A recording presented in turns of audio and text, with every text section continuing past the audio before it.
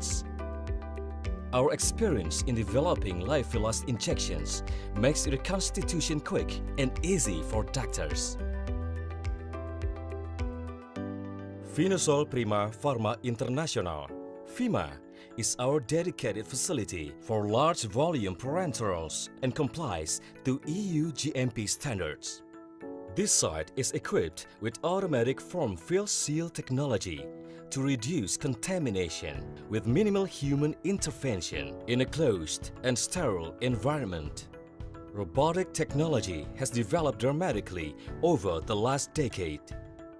FIMA integrated this technology to ensure the effectiveness and efficiency of its sterilization process. Calbio Global Medica. Calbio, our biologics manufacturing facility, was inaugurated by the President of the Republic of Indonesia, Insinyur Haji Joko Widodo, in February 2018 and is certified to PICS GMP by the Indonesian Regulatory Agency, NADFC. Calbio has the state-of-the-art equipment for API manufacturing and fill and finish from mammalian cell-derived processes. The production process uses both roller bottle and bioreactor technology to produce final product in pre-filled syringes, vials, and cartridges. More than 600 high-quality products are manufactured in our facilities to keep our commitment to improve health standards. Creating and maintaining a healthy environment is part of our social responsibility. We develop eco-friendly manufacturing facilities by installing solar panels and wastewater treatment plant utilization. Certifications and awards demonstrate our commitment and compliance to international quality standards, ensuring that products are consistently produced and controlled. Since 1997, we have served international markets with the formation of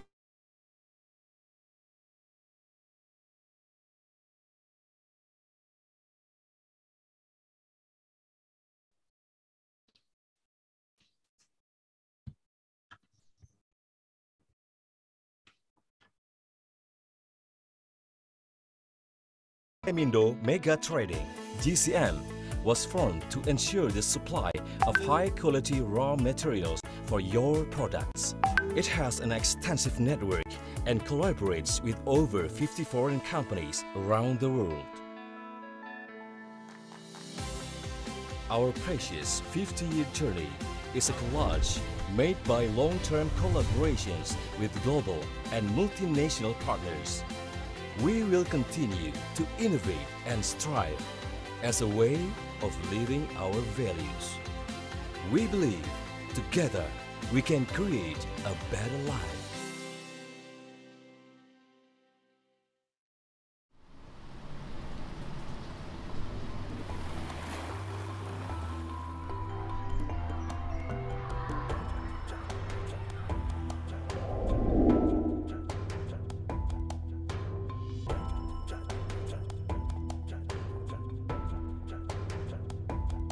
Established in 1966, Favre has gone a long way from a humble beginning in a garage to become the largest pharmaceutical company in Southeast Asia. Our long journey of sustainable growth is composed of business expansion, consolidation, regionalization, and strengthening our portfolio. We continuously grow further to be the best Indonesian healthcare company, driven by innovation, strong brands, and excellent management. We rely on innovation in improving health for a better life, establishing robust research and development activities. We seek new drug formulations, invent new drug delivery systems, and design innovative biological products, with customers' well-being at the forefront of our activities. We continuously improve ourselves and build strong competence in cellular therapy. We are the first registered stem cell processing service with GMP certified facility in Indonesia. We have established 12 GMP manufacturing facilities, complying with international standards to provide comprehensive high-quality products from pharmaceutical, consumer, and nutritional products to biopharmaceuticals. Calbe's manufacturing facility is certified to WHO GMP and manufactures a WHO pre-qualified product. This site is equipped with the state-of-the-art European equipment and integrated IT management system. We ensure people development is our top priority and implement a comprehensive training system for all of our staff. This well-equipped facility produces diverse dosage forms, including oral solid and liquid, injections, and also topical creams. Dankos Pharma is the first Indonesian pharmaceutical company with TPM award from JIPM Japan. It has a dedicated facility for oncology, beta-lactam, and also non-beta-lactam products. Our experience in developing lyophilized injections makes reconstitution quick and easy for doctors. Finosol Prima Pharma International, FIMA, is our dedicated facility for large volume parenterals and complies to EU GMP standards. This site is equipped with automatic form fill seal technology to reduce contamination with minimal human intervention in a closed and sterile environment. Robotic technology has developed dramatically over the last decade. FIMA integrated this technology to ensure the effectiveness and efficiency of its sterilization process. Calbio Global Medica. Calbio, our biologics manufacturing facility, was inaugurated by the President of the Republic of Indonesia, Insinyur Haji Joko Widodo, in February 2018 and is certified to PICS GMP by the Indonesian Regulatory Agency, NADFC. Calbio has the state-of-the-art equipment for API manufacturing and fill and finish from mammalian cell-derived processes. The production process uses both roller bottle and bioreactor technology to produce final product in pre-filled syringes, vials, and cartridges. More than 600 high-quality products are manufactured in our facilities to keep our commitment to improve health standards. Creating and maintaining a healthy environment is part of our social responsibility. We develop eco-friendly manufacturing facilities by installing solar panels and wastewater treatment plant utilization.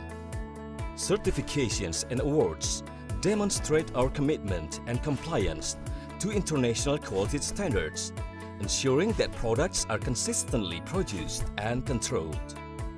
Since 1997, we have served international markets with the formation of the Calbe Group International Division.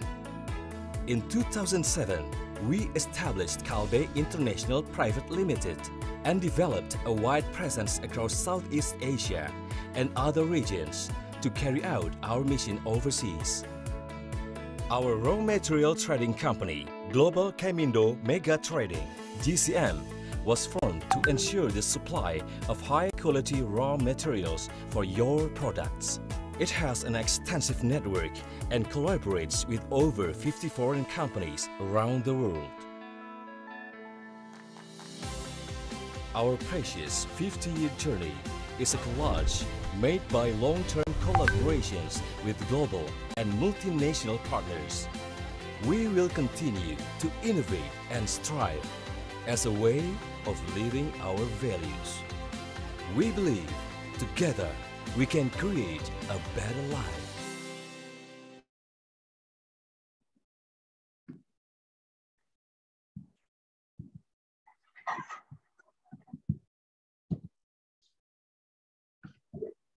Good afternoon, professors, doctors, and all healthcare professionals. Thank you for joining with us in Calbe International Webinar Series. My name is Lina. I'm a product manager for medical nutrition and hospitality business in Calbe International. The topic for today's webinar is antivirals for COVID-19, what we need to know.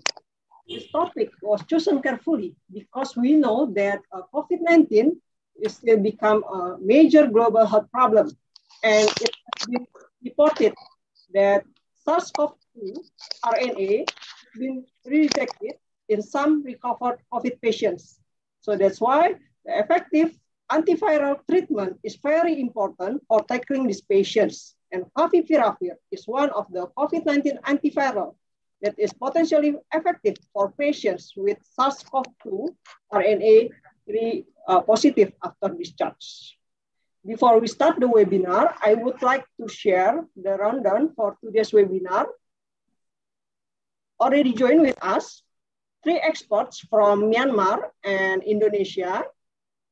The first expert is Prof. Ang Chow Tu from Myanmar, that become our moderator for today. And there are 2 speakers from Indonesia. The first speaker is Professor Dr. Zubairi Jurban, internist hemato-oncologist from Indonesia. He will share about an update on antiviral therapy against COVID-19 for 20 minutes, and followed by Dr. Erlina Burhan, pulmonologist from Indonesia. Dr. Erlina will share about benefit of Favipiravir in the treatment of COVID-19, what we know so far.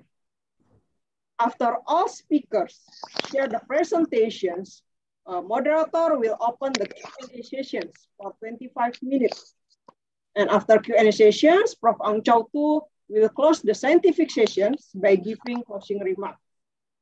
We have 2 ground rules for today, that all participants will be muted during the webinar. And if there are questions or comments, please use chat, and all participants can ask the questions during the presentations. And I would like to introduce our moderator for today, Professor Ang Chow Tu. Professor Ang Chow Tu graduated from University of Medicine, Mandalay in 2000 and attended postgraduate training at University of Medicine Yangon for internal medicine in 2004-2006, and for general medicine in 2011-2014.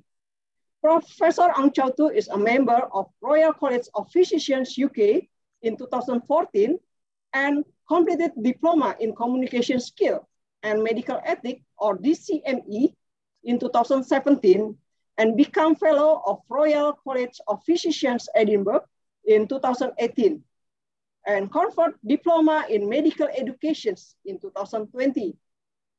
Professor Ang Chow Tu started his career as medical officer in 2000 and became specialist physicians in 2007-2011, and become consultant physicians in 2011-2013. And he started his career as lecturer at University of Medicine Yangon in 2013, and promoted as associate professor at same university in 2017. Currently, Professor Ang Chow Tu is a professor at University of Medicine Yangon. And to save the time, so without further ado, I will invite Professor Ang Chow Tu. Welcome, Professor Ang Chow Tu. You can open the scientific sessions, and I will pass the screen to you now. Thank you very much for the opportunity. Please, Thanks, Ms. Lina, for your kind introductions. Good afternoon, ladies and gentlemen, and one welcome to our honorable speakers, my colleagues and friends from Indonesia, Mongolia, and Myanmar. It is indeed a great pleasure and honor for me to get involved in such kind of knowledge sharing activity, which is actually taking place in the right time, in the midst of COVID-19 pandemics, with the right effort of Gavi Pharma. As everybody knows, COVID-19 pandemic has claimed the lives of millions of people who are our brothers and sisters. We lost them forever. We definitely need to prevent further loss of lives of our loved ones. To achieve this, we simply require to know more about our enemy, the SARS-CoV-2 virus that caused COVID-19. Although our knowledge about COVID-19 has accumulated a lot, due to collective efforts of all institutions like similar activities today, there's still room for improvement, obviously. One intense tone is about reinfection. There are growing concerns about individuals who are reported repeated COVID-19 positivity. Sometimes they have infected with Deltas and became infected again with Omicron variants. Most cases do not formally distinguish between reinfection and reemergence of chronic infection, but it's definitely there are reinfection or repositivity or redetection. You can call any name, but there is also reinfection or reactivation are there. As with other viral infections, immunity developed in COVID-19, but antibody that's produced in weeks after study symptoms lasted only about 3 months. Everybody accepts that COVID infection does not produce permanent immunity and antibody are not lasting. And the exact cause of disease recurrence remains unclear, but it is clear that we need not neglect it. Again, high replication rate of virus lead to fatality with developments of variants. These variants have impacts on infectivity and severity, like a deadly Delta with high pathogenicity and overwhelming Omicron with high infectivity. So developments of variants may be a devastating consequence on the pandemic. During previous wave, we have with such a number of patients, we have focused on severe cases with cytokine storm using medications that modulate immunity like dexamethasone or tocilizumab, etc., leaving the roles of antiviral behind. But for the current state of stable infection with news of recurrent COVID-19, the role of antiviral should be explored. Area what's wondering whether stopping viral replication with antiviral will stop developments of variants, or whether antiviral targeting molecular machinery of the virus may still be affected in various mutations. For example, vaccine targeting spike protein show reduced effectiveness in variants, but their molecular machinery, RNA, dependent polymerase, etc., are the same. So the antiviral targeting these molecular machinery may still be affected. We hope these controversies and gray area can be covered in these academic activities.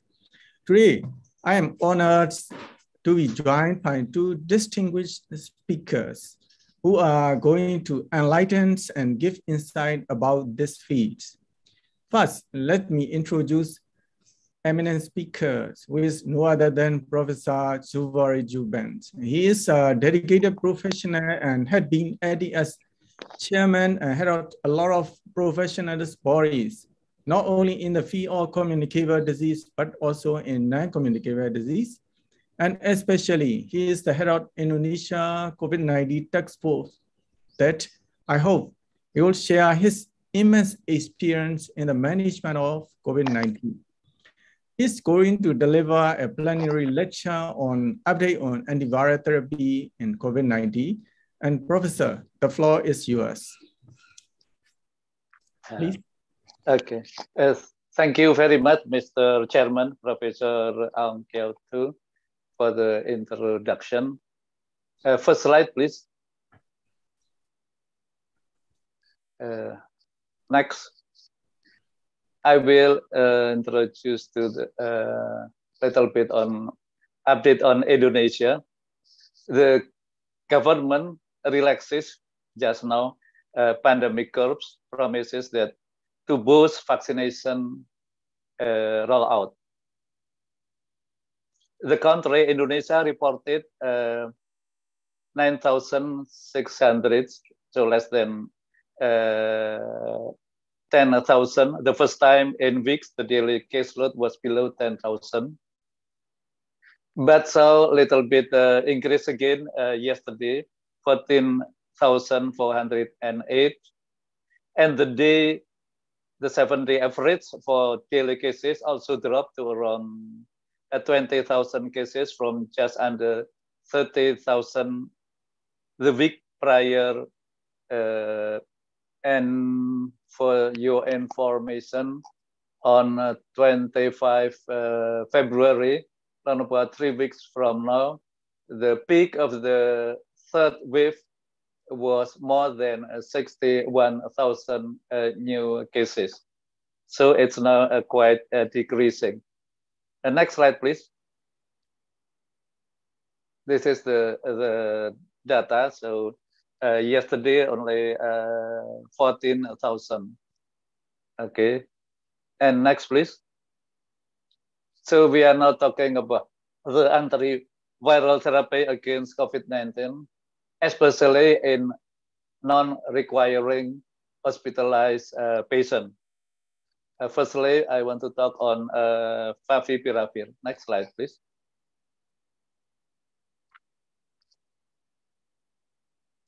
Next.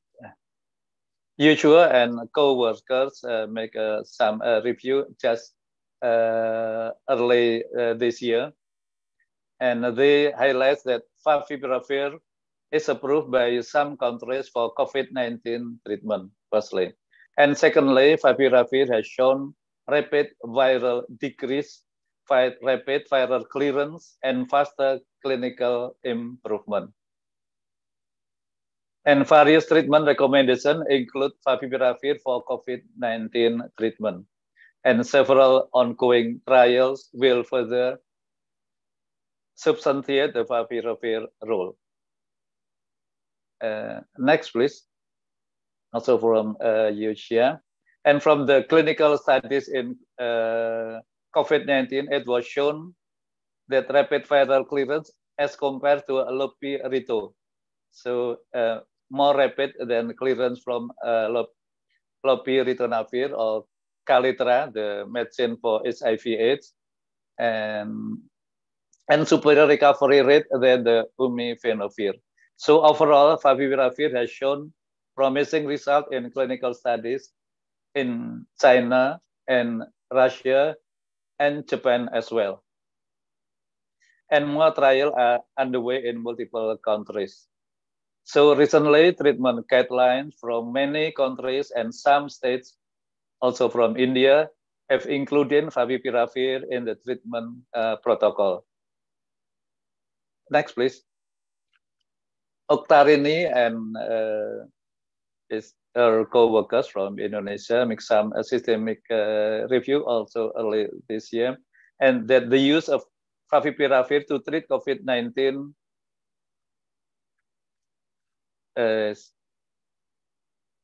cause only dose-related side effects such as diarrhea, changes in liver enzymes, and increased level of uric acid, only mild. So there were no serious side effects compared to other antiviral drugs. And to improve the efficacy and safety, it's important to prepare on incident report of antiviral adverse event. And next, please. What is Favipiravir in the UK? UK COVID-19 patient now able to take a prescribed medicine at home, including Favipiravir. And Favipiravir also selected by Department of Health and Social Care for a University Oxford clinical trial, ongoing research since March, involving 1,200 participants. Meanwhile, data from clinical trials that have taken places over the past 18 months around the world indicate that more than 70% of mild to moderate patients achieve clinical improvement by day 7. and more than 90% recovered by day 14. So favipiravir is best taken when symptoms first present, so not too late. And the second antiretroviral I would like to talk was molnupiravir.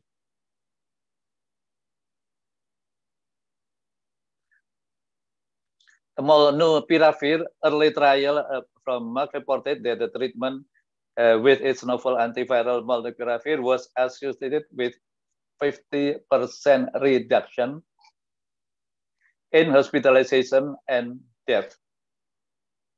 But by late November 2021, however, new studies revealed that the drug reduced hospitalization or death only by just 30%, so considerably lower than the first reported.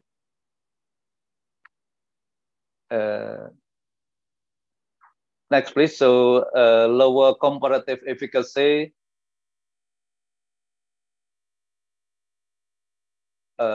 Next slide, please. Yeah, lower comparative efficacy. The disappointing result for molnupiravir have caused the focus on agencies to shift to Paxlovid. Yeah, unfortunately. Next, please. So the molnupiravir benefits.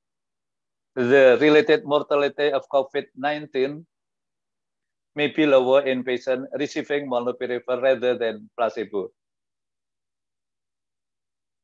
Similarly, COVID-19 related hospitalization and the composite all-cause hospitalization or death may trend toward a reduction among patients receiving molnupiravir rather than non-molnupiravir. Next, please. And in ambulatory patient, for patient more than 18 years old with mild to moderate COVID-19 at high risk for progression to severe disease who have no other treatment option, the ICSA guideline panel suggests molnupiravir initiated within 5 days of symptom onset rather than no molnupiravir. Next, please.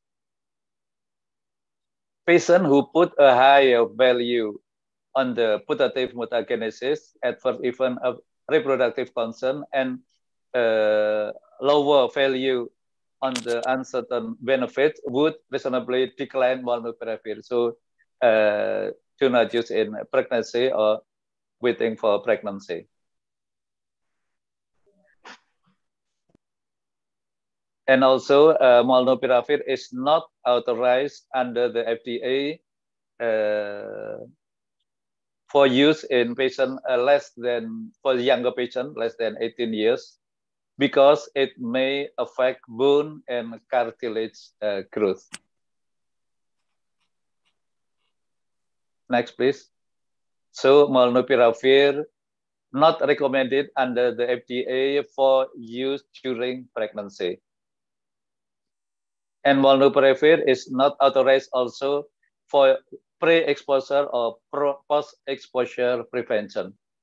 In another disease, for example, in HIV, we know about the post-exposure prevention and also pre-exposure prevention.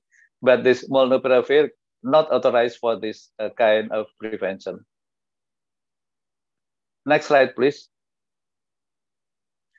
Patients treated with molnupiravir may not experience greater serious adverse event than placebo. So the adverse event is quite mild, but may cause fatal harm when administered to pregnancy. So pregnancy is a contraindication. The possibility of viral mutagenesis in person with compromised immune system who are unable to clear the virus, female of childbearing potential should be counseled to use reliable method of contraception during treatment and for 4 days after the last dose of molnupiravir. And men of reproductive potential who are sexually active with female of childbearing potential should be counseled also to use a reliable method contraception. So to conclude for molnupiravir, the guideline panel suggests that the use of molnupiravir for ambulatory patients with mild to moderate COVID at high risk for progression to severe disease who are within 5 days of symptom onset and have no other treatment option. And Moderator is needed. So the treatment of antivirals, next please, may be better if we use it early in the course of the infection. So hit early, hit hard is the principle of antiviral. It was also proven also in HIV/AIDS. Clinical studies have shown that antiviral previously tested for other coronavirus like SARS-CoV and MERS-CoV, as well as other RNA virus infection, shorten the course of the disease by targeting the key enzyme of SARS-CoV-2, thus interfering with the viral cycle inside the host cell, reducing the viral load and viral shedding. So antiviral drugs administered shortly after the onset of symptoms can shorten the course of clinical illness, and it can reduce the infectiousness to others by reducing viral shedding. Next, please. So it has been reported that if a patient receives antiviral therapy in the early phase of infection, there are high chances that the duration of shedding and intensity of the effector immune response may decrease. However, there may be a limited impact on viral areas under the curve. And hence, it was predicted that the only option to limit viral area under the curve is dosing of antiviral at the earliest, possibly at the pre-symptomatic phase before the peak of the viral load. So next, please. What about the combination? Combination of favipiravir and molnupiravir. There's a study, Abdul Nabi and his co-workers study in hamsters that the result might be in the future, the combination between molnupiravir and favipiravir might be better and can reduce the dosage of the two drugs in combination for the treatment in human. But we still need a clinical trial for that. And now about the last on Paxlovid. Next slide, please.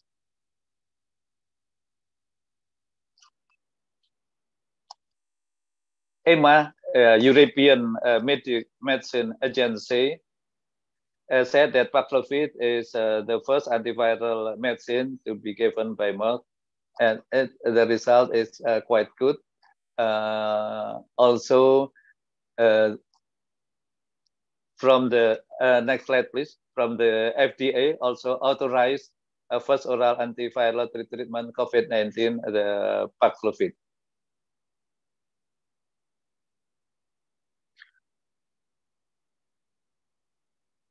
Okay, on 22 December, 2021, the FDA authorization introduced the first treatment for COVID that is in the form of a pill that is taken orally, the Paxlovid, the combination of the two medicine, one for the virus and the other to make the level of the antivirus keep higher and for longer time.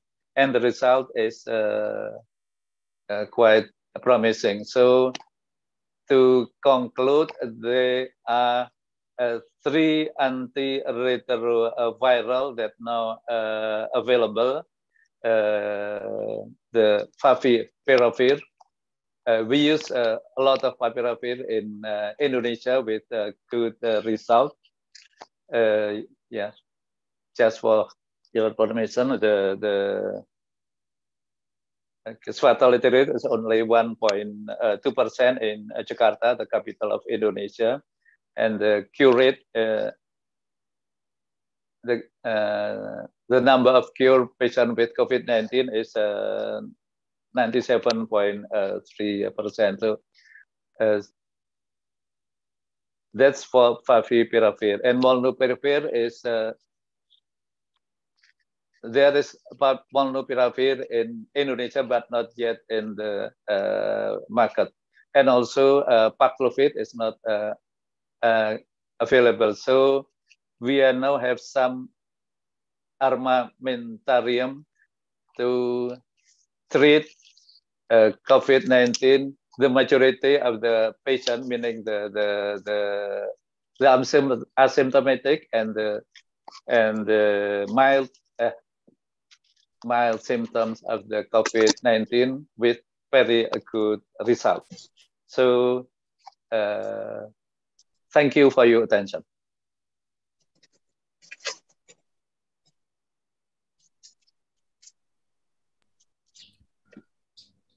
Thank you, Professor Zohar Juven, for your excellent and enlightening lecture. And next speaker is Dr. Alina Buhan. She is an outstanding pulmonologist and the head of Indonesian Pulmonology Association, head of COVID treatment team at Pasir Budan Hospitals. She would elaborate on the benefits of favipiravir in the treatments of COVID-19, focusing on what we know so far. And Dr. Anila, floor is yours. A very good afternoon, everyone, and thank you, Professor Aung Kyaw Tu, for moderating me. And I would like to also greet my colleague from Indonesia, Mongolia, and Myanmar.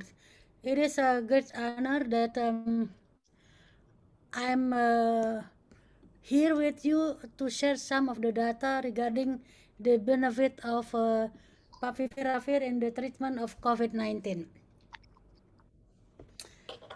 This is the current global situation right now, that the number of cases is not yet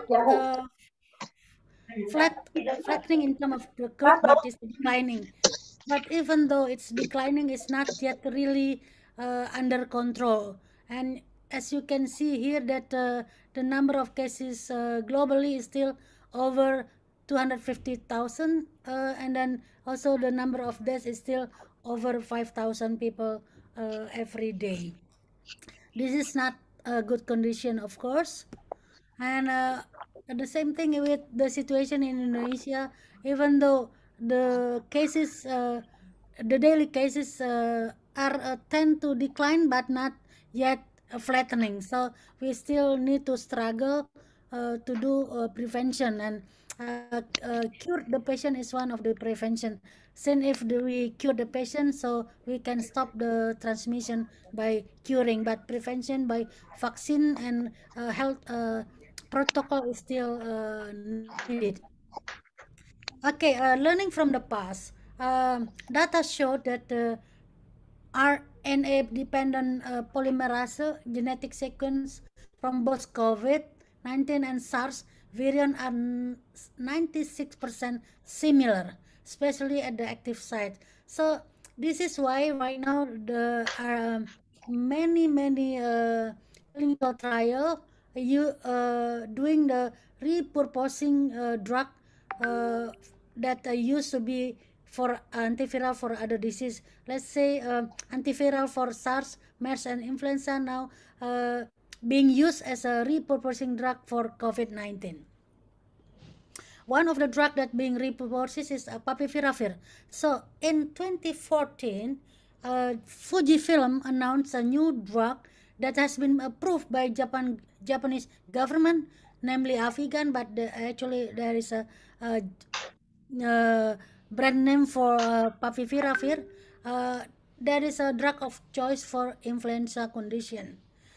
However, when there is a pandemic start in China, there is a very limited knowledge of everyone, academician, physician, and others regarding the disease, and we don't even know the definite drug for the disease. So there are empiric use of many antiviral, and one of them is Favipiravir.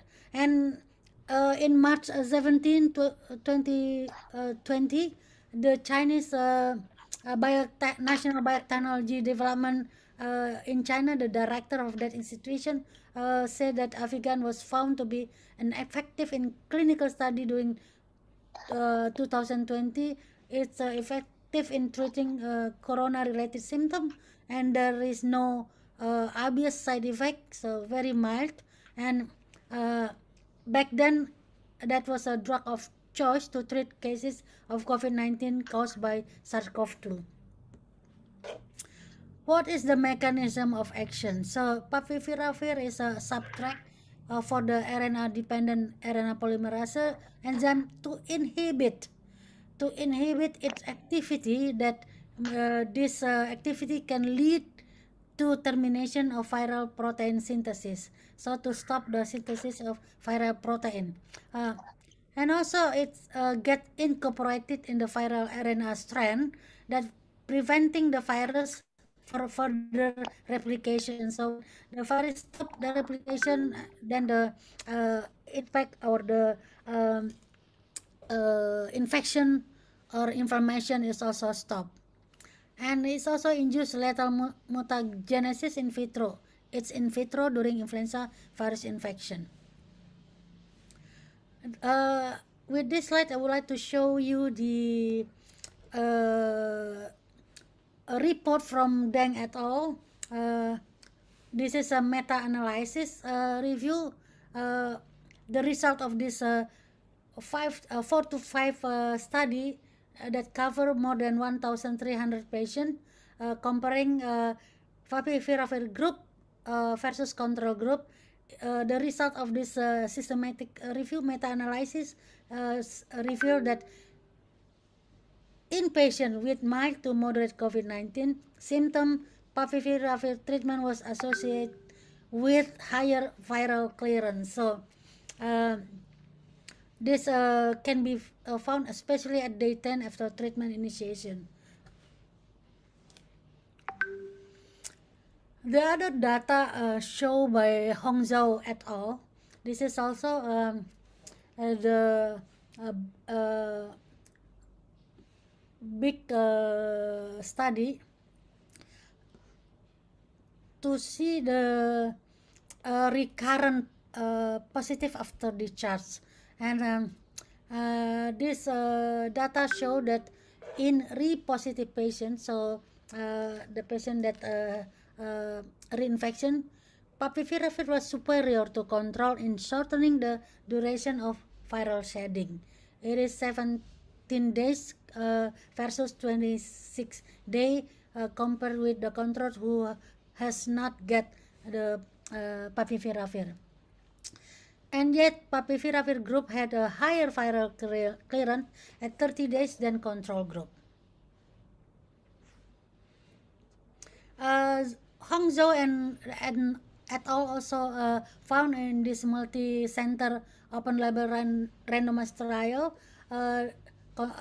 comparing Favipiravir group and control group. So control group received standard of care, and Favipiravir group is a standard care plus Favipiravir with the administration of loading dose 1,600 on day 1 and 600 milligram BID twice daily on days 2 to 7. The result of this clinical trial is that after treatment with Favipiravir, almost all symptoms disappeared, and only one patient had persistent cough. This is what happened with Favipiravir group. In the other hand, in control group, most symptoms persistent, especially coughing.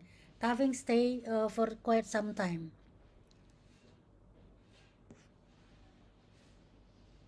There is another study. It's also meta-analysis by Hassanipur et al. That published in 2020 21, also comparing the control group versus favipiravir group, and 5 to 6 studies being analyzed that cover had more than 800 patients, and the result of this meta-analysis is that favipiravir treatment was associated with more significant clinical improvement after 7 days of hospitalization compared to control group. So there were already 3 data show that superiority of favipiravir compared to control group. So in this meta-analysis, control group receiving other antiviral than favipiravir such as ritonavir, influenza medication, hydroxychloroquine. As you all know, perhaps in the beginning of the year of 2020, we still use hydroxychloroquine, but not after some time.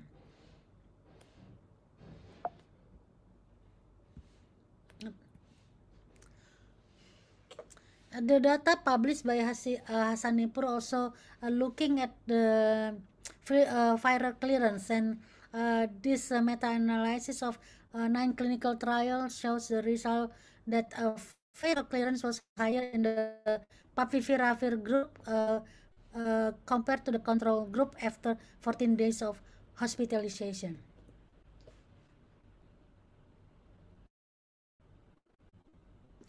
The other one that was revealed in the study that the need for supplemental oxygen therapy in favipiravir group was 7% less than control group. So here we still can see that the superiority of the favipiravir compared to the control group.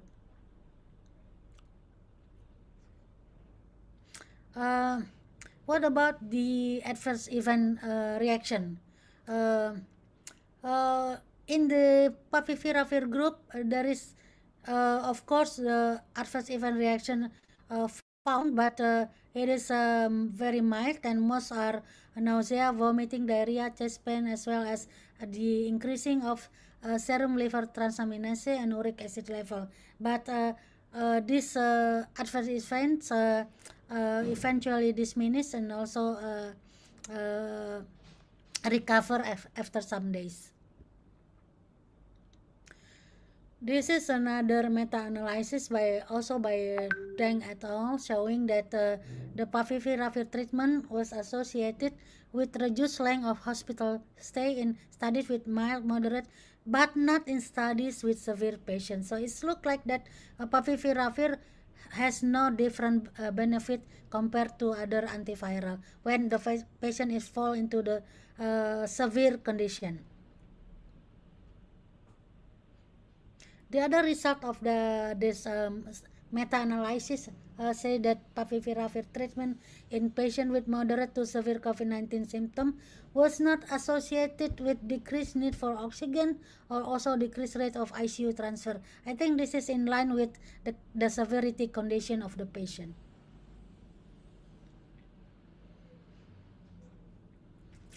And this meta-analysis also objectively revealed with the conclusion that favipiravir treatment was not associated with reduced mortality. So there is no association with reduced mortality risk when favipiravir is given to either mild or moderate or severe patient.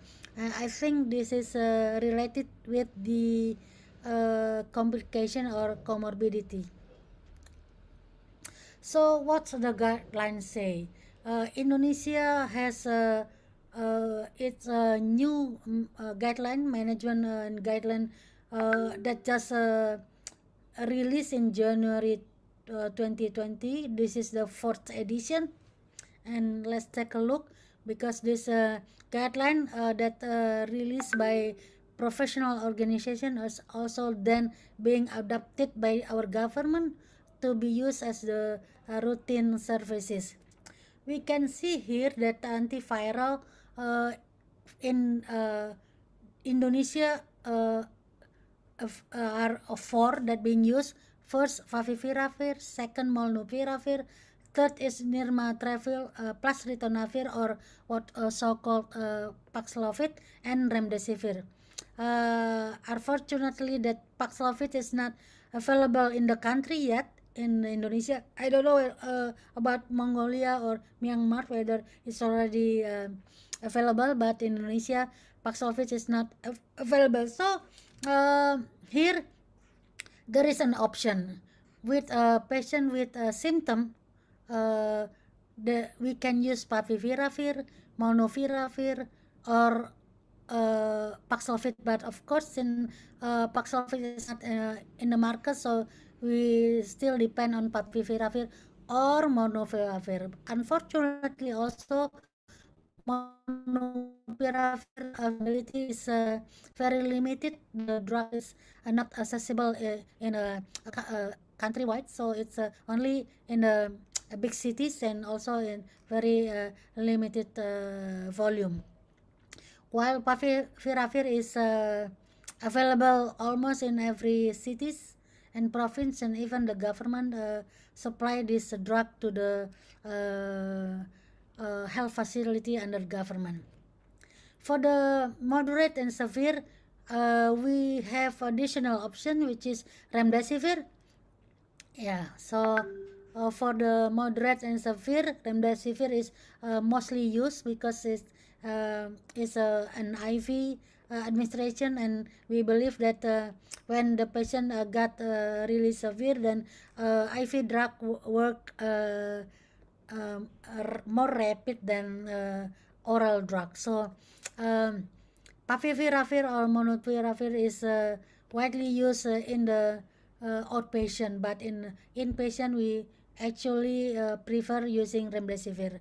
But if remdesivir is contraindicated for some reason, then we have favipiravir or molnupiravir. And this is from our guideline in Indonesia. Favipiravir is only being used for 5 days only, so different with other country. In other country it used until 7 days, but in Indonesia it's only 5 days. Yeah, with a loading dose at the first day, 1,600 milligram twice a day, and the next day until 5 days only 600 milligram, and this is also every 12 hours. And the same doses is being given for the moderate and also severe cases. Now let's see for the children. So favipiravir is being used as an alternative when remdesivir is not available. So with mild or moderate COVID-19 with comorbid or immunocompromised for the children, here we can use favipiravir if remdesivir is not available. And here is the dose of the favipiravir according to the body weight.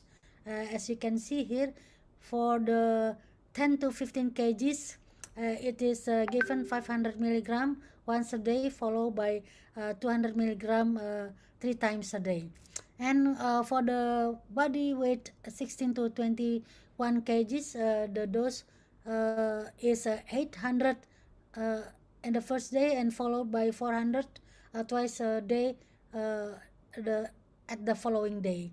For the 22 until 35 kgs, the dose is 1,200 milligram in a day, and followed by 600 milligram twice a day.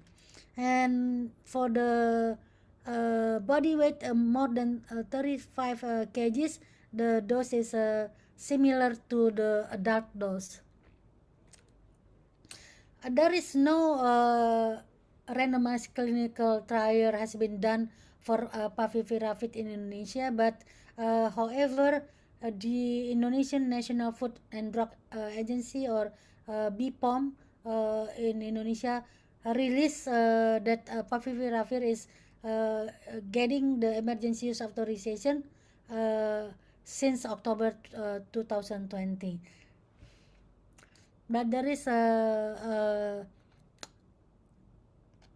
one study, but retrospectively from Indonesia by Herni Damayanti et al., showing that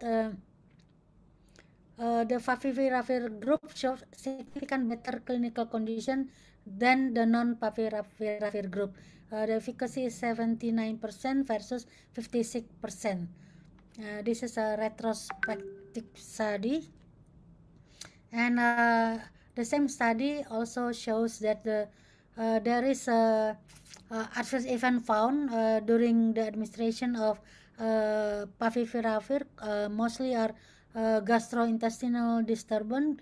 There is about 12.5% of the whole patient. And this is very interesting, the use of favipiravir to patients that need hemodialysis. So this is a case report, 52 years old hemodialysis patient infected with COVID-19, and she had initially been treated with lopinavir and ritonavir and cyclosonid for 5 days, but developed severe pneumonia and requiring invasive positive pressure ventilation, and those antiviral agents were subsequently switched to favipiravir. Then she recovered gradually after 2 weeks and was extubated once the viral load of SARS-CoV fell between the limit of detection. Although concentration of several biliary enzymes were elevated, but no major adverse events were observed. So this is one success story of favipiravir giving for the hemodialysis patient.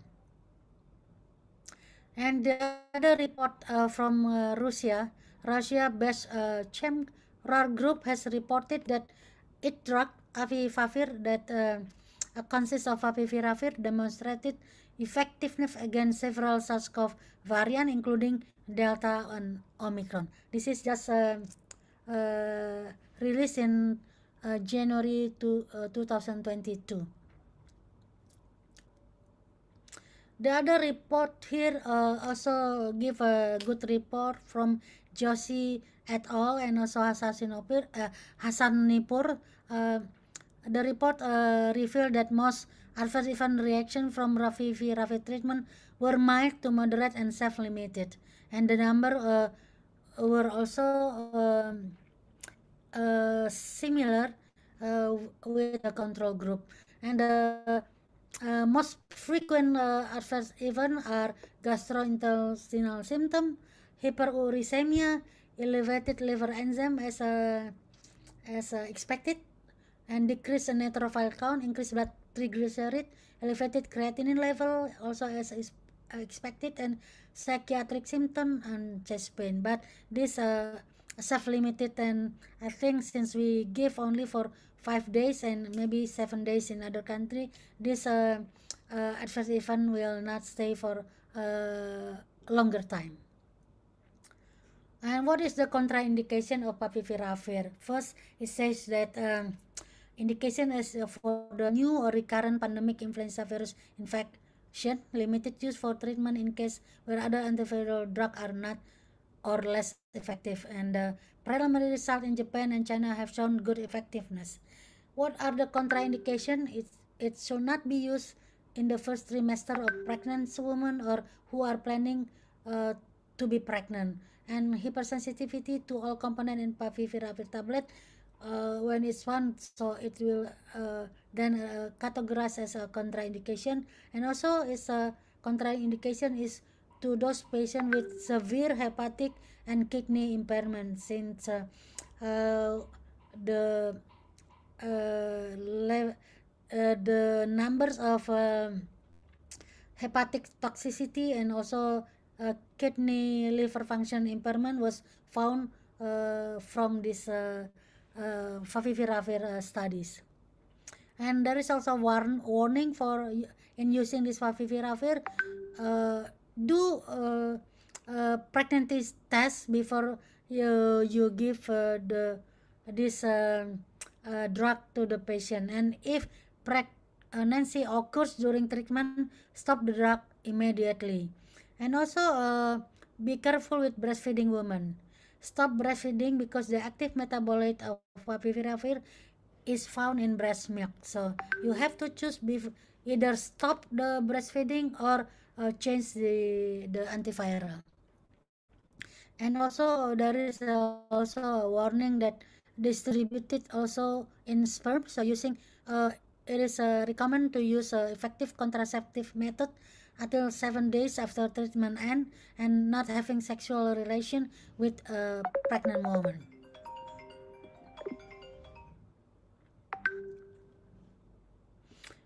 And the other warning is that the administration with caution in patients with gout or who have history of gout and hyperuricemia patient, as you see in some report that there is adverse event in such a hyperuricemic. So this is also need to be bear in mind of using favipiravir. And influenza virus infection can be accompanied by bacterial infection or can be masked by influenza-like symptoms. So give antibiotic if you think there is also a co-infection with bacteria. And carefully conducted and perhaps do a good monitoring and evaluation on general condition if we give this drug to the elderly patient. Regarding the superiority, it is more reasonable price than other drug of choice for COVID-19, yeah, and rapid viral clearance as compared to lopinavir or ritonavir, and easier to administer for asymptomatic or mildly ill patient with COVID-19. But in Indonesia, antiviral only be given for the symptomatic, not asymptomatic. And the drug favipiravir is more accessible and affordable than other antiviral for COVID-19, and can be used as alternative of remdesivir. And this is maybe many people want to know if we compare head-to-head favipiravir and molnupiravir. I think they have a lot of similarity. For instance, can be used for mild or to moderate. There is a recommendation by our BPOM and also the US FDA, and can be used to the age of over 18. Then the dosage is slightly different because in favipiravir we do use a loading dose, but not in molnupiravir. And duration, this is in Indonesia, duration is 5 days, similar with molnupiravir. And similar caution with severe impairment of renal, and also used with caution for the hepatic impairment, and contraindicated, both drug contraindicated for pregnancy and also breastfeeding.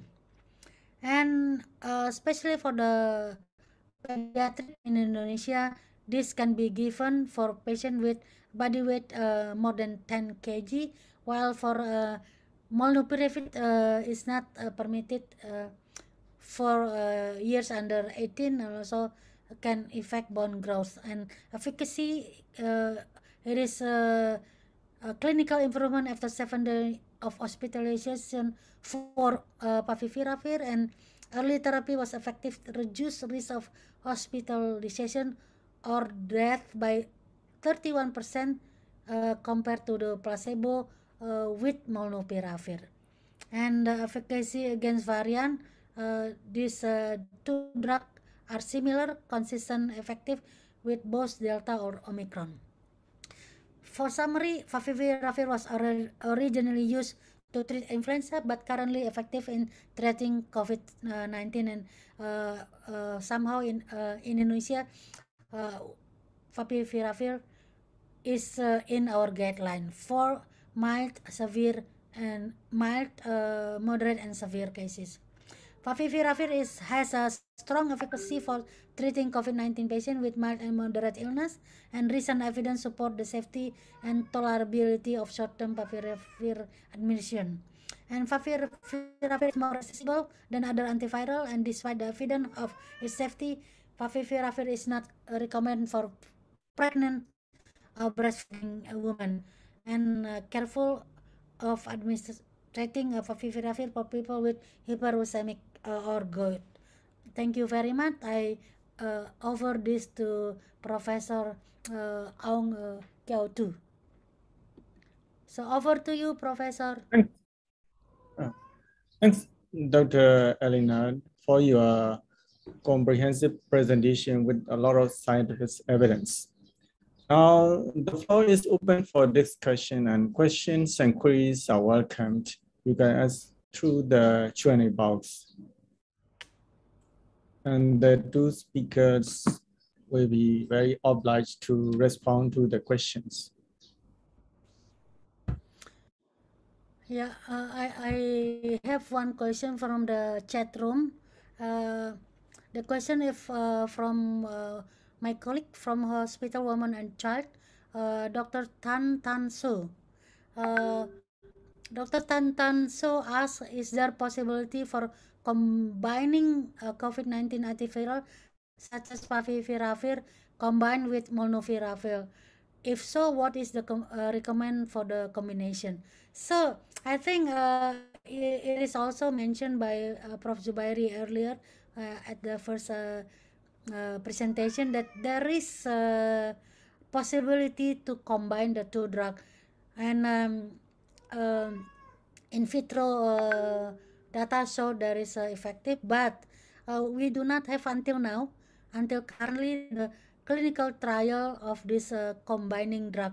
And in my opinion, I believe so that if we combine the two drug, the doses should be reduced, because the both antiviral will work simultaneously or synergically, so we do not need the full dose, but we need to prove it with a clinical trial. But it's good to think about that. So if we think about this combination, we are very eager to do the trial. Thanks, Dr. Elena.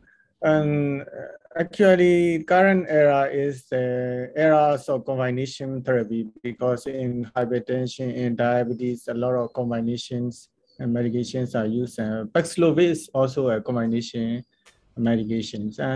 Professor Zubairi, would you complement more to these questions? Could you please?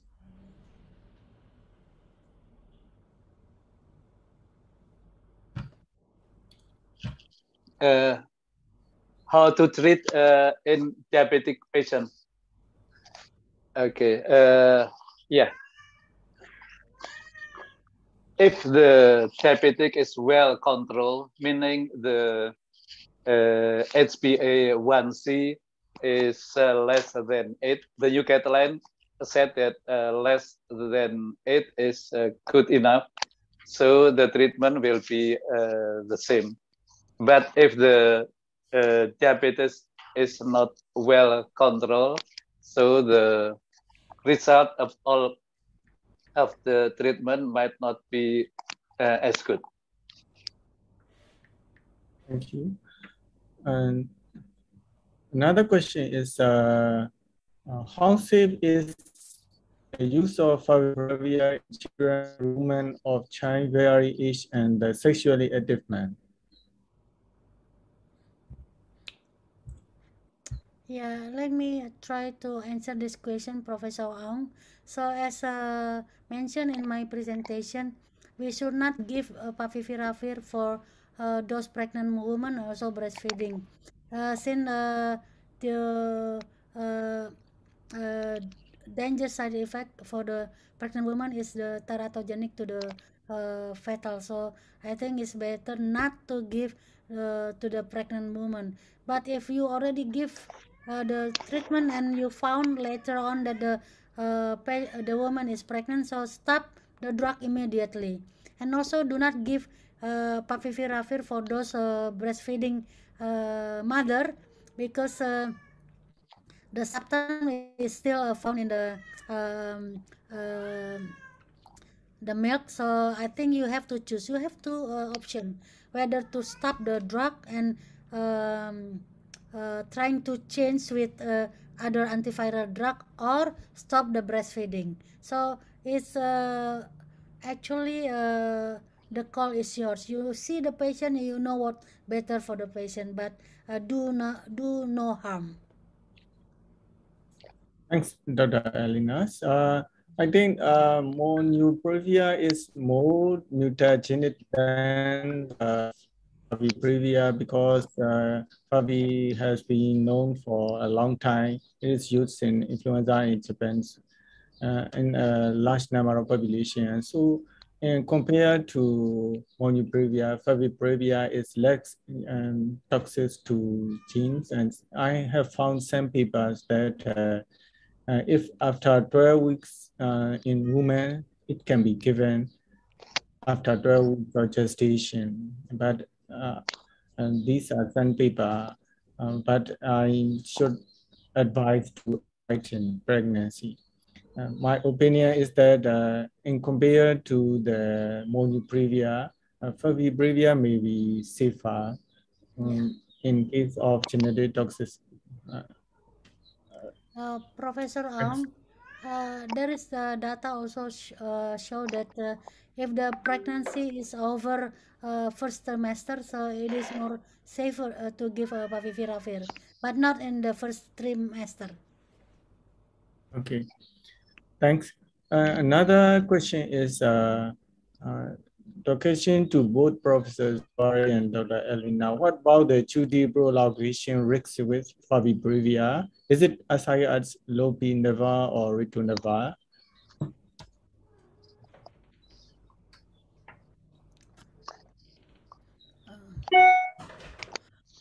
Okay, regarding the QT prolongation, is that the question?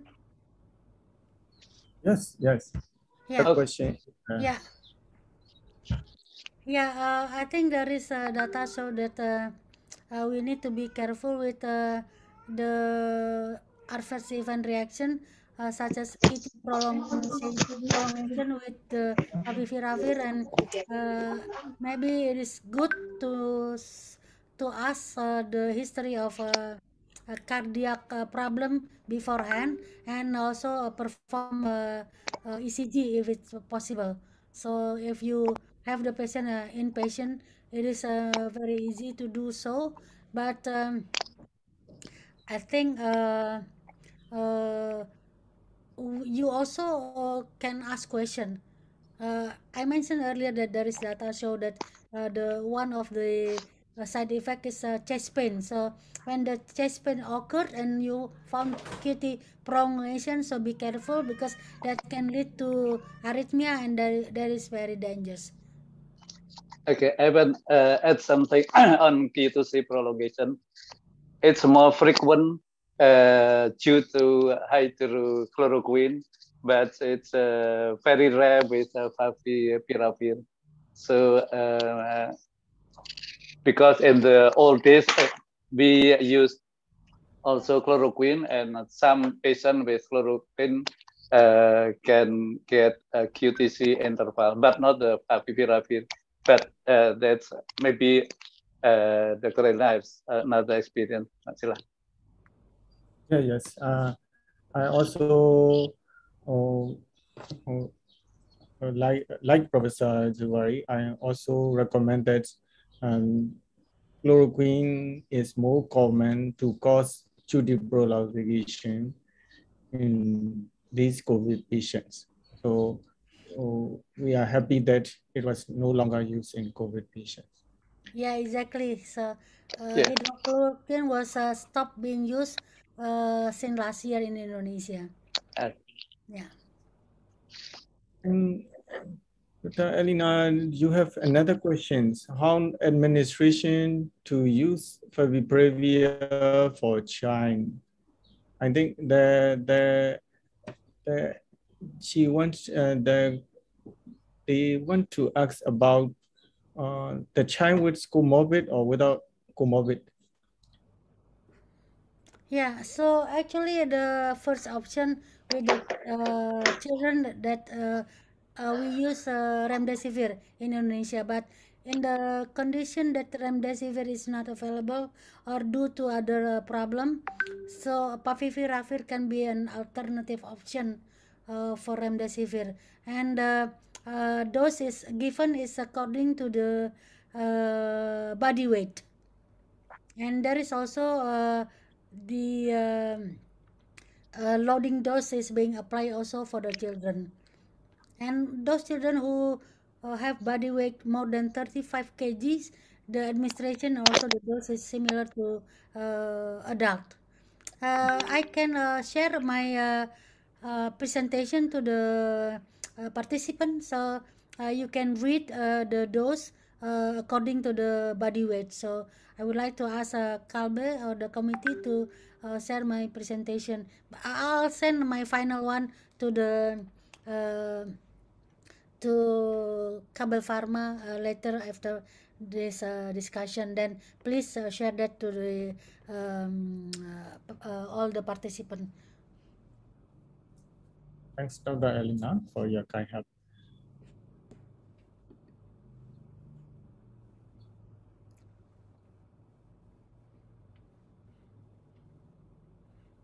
Another question we love to respond, I think, is should we give combining Bravia with other antivirals such as Isopreneus tablet? The answer, yeah, the answer is no, because there is no guideline that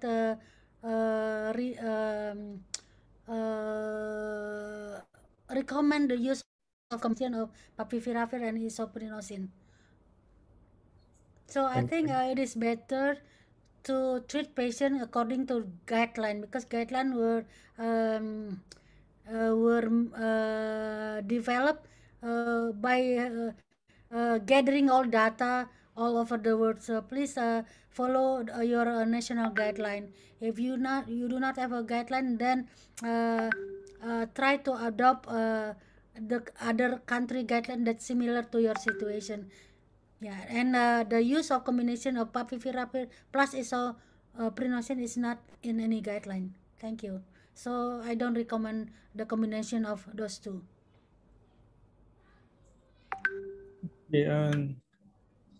Another question is, how does efficacy and safety of Bravia compare to Molnupiravir, especially in reinfection COVID-19 patients?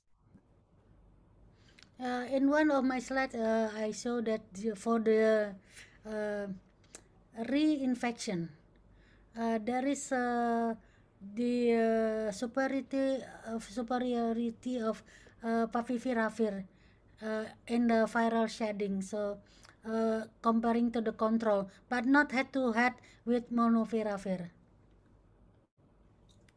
Yes. Another question is from Professor from Myanmar. Is there any chance of rebound viral after stopping with shorter durations of antivirus? She is concerned about stopping antiviral early may rebound the viral load, because your guidelines give only 5 days. Yeah, in our guideline, we only give antiviral for 5 days. Why so? Because the first 5 days is the duration where the antiviral is work very well. After that, it doesn't matter anymore. So that's why we recommend to give as early as possible, and it's only for 5 days. More than that is no difference. So by knowing the side effect and etc., so we limited the use of 5 days only. And can I ask one question? Yes, your please. guidelines, because the viral kinetics of Omicron and Delta were a little bit different between variants, because in Omicron variants, and there's the viral replication early and the disappear from the body early. So the isolation guideline have changed according to this kinetics. So is the durations of your Bravia, it's adapted to Omicron or not related to this viral kinetics? I think our isolation is also now changing due to this characteristic of Omicron. So we used to have like 10 days of isolation, but with Omicron, it reduced to 5 days, especially when the PCR revealed negative. So then the isolation is over. But with Delta, absolutely we stick with 10 days. Okay. And another question is, do you recommend Bravia in immunocompromised patients? The Favipiravir, you mean? Yes, I Yeah. think it means Bravia in immunocompromised patients. Yeah, there is no contraindication for the immunocompromised patient, so we still use Favipiravir for immunocompetent or immunocompromised patient. Yes. In our guideline in patient with immunocompromised and high risk, those with high risk or destabilization like vaccinated, more than 60 years, uncontrolled diabetes, etc. We usually admit to hospital and usually give remdesivir. This is in my guidelines. Thanks for your information. Yeah, Dr. Professor Ong, most of our immunocompromised patient when they got COVID, usually they get at least moderate to severe. So this is an indication for being put in the hospital. In our guideline, the uh, moderate, severe, and critical ill patient, our first choice is remdesivir. But when the remdesivir is not an option due to other problem, maybe severe renal impairment or liver impairment, then we try to use other option, antiviral option. But yes, you are right that our first option for those with moderate or severe that likely to happen in among immunocompromised patients, remdesivir is the first choice. Thanks. Another question is about pre-exposure prophylaxis. No, sorry, post-exposure prophylaxis. And any medication or antiviral for prophylaxis in close contact people. Can we use Bravia for that? Another question. No, we do not use Favipiravir for prophylaxis. We recommend more to non drug such as immunomodulator, antioxidant, etc. To improve your system immune, but not using drug. Yes. And to my knowledge, there are some monoclonal antibody cocktails that are modified to last long and give for prophylaxis, but not available, easily available, and they are very costly. It is very expensive, Prof. Yes. Antibody monoclonal is a very limited edition and also not widely used because of the accessibility is very limited, and also because the cost is very, very high. It's very expensive. We have one antibody monoclonal that can be accessed in the country that have our emergency use authorization for COVID, but it is very, very expensive. Yes, yes, I agree with that. Okay. I can find more questions in the chat box.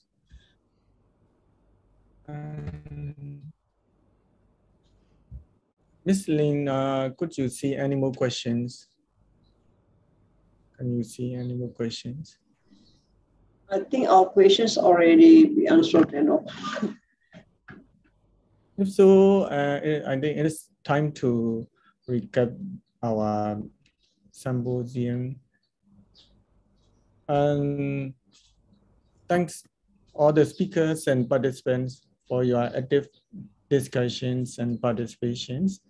And I want to summarize some of the discussions. Professor Zubair has discussed about various antivirals, their history, mechanisms, and the evidence, focusing on pros and cons of each antivirus.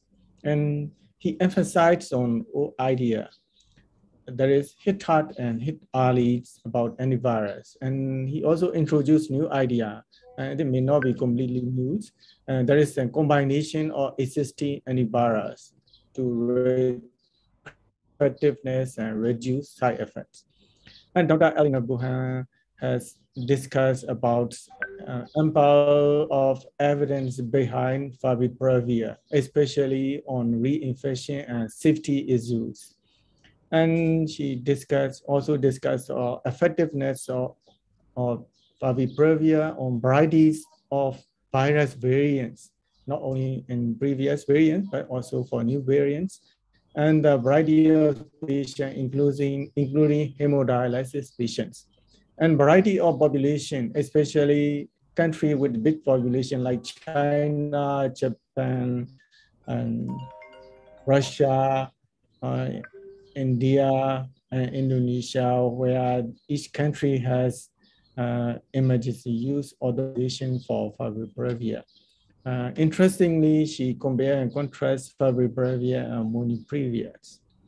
And my opinion is that during the crisis period with large number of severe patients, our focus is on cytokine storm. So we use immunomodulatory medication rather than antiviral. Now, crises are in most countries, and we should consider less urgent issue like long COVID or reinfections.